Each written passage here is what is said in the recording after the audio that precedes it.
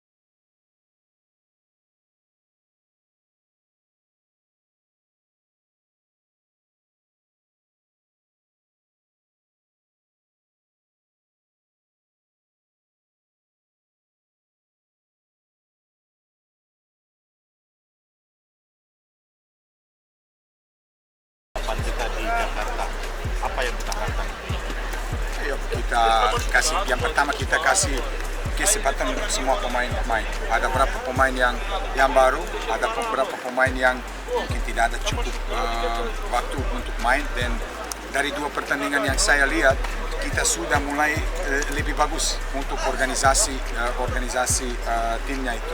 Sekali lagi kita harus lihat 4 pertandingan yang ini, bagaimana kita bisa curi poin dari 4 tim yang kita ada, tapi semua anak-anak kerja cukup bagus, berapa pemain asing yang baru datang, dan semoga dia secepat adaptasi dan kita bisa lebih kuat untuk putaran kedua nanti. Apakah tentunya kita akan menambah stok pemain lainnya untuk semakin memperkuat? Masih kita ada berapa pemain yang baru sebentar datang, ada satu striker cukup bagus, cukup experience. Kamu bisa lihat hari ini kita punya 4 peluang yang bagus sekali, tapi kita lagi yang masalah yang kita nggak masuk gol. Tapi sebentar lagi, mungkin kalau saya nggak salah minggu depan atau 10 hari yang lalu, 10 hari yang depan ada striker yang baru, dan dia pasti bisa bantu kita. Dan tim yang ini pasti sedikit beda dari sekarang. Nah, untuk persiapan menghadapi lawan Persija besok seperti apa nih Coach Jaja? Masih ada banyak, kita nanti sebentar balik ke Padang dan kita lihat kondisi pemain. Semoga kalau semua sehat, kita tidak ada terlalu banyak kesempatan atau chance untuk change, karena kita limited sama pemain. Kalau saya tidak salah, Leo ada kartunya dan ada akumulasi. Yang lain sudah oke, dan saya tahu siapapun dapat kesempatan untuk main pasti dia kerja keras untuk sepak.